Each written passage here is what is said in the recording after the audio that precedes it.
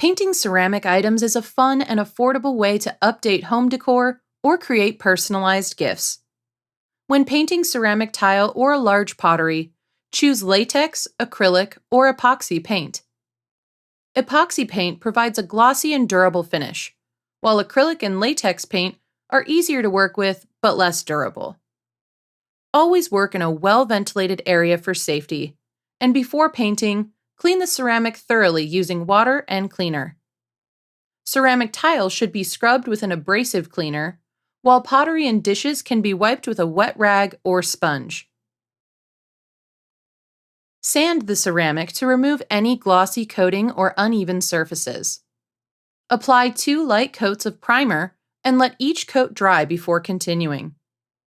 Use a zigzag pattern to paint small areas of the ceramic, and sand lightly after the first coat is dry. Apply a second coat of paint with long vertical strokes for an even finish. Add fine details with small brushes or paint pens. For a glossy finish on ceramic tile, apply clear urethane or epoxy. Allow the painted ceramic to dry for 2 to 3 days before use.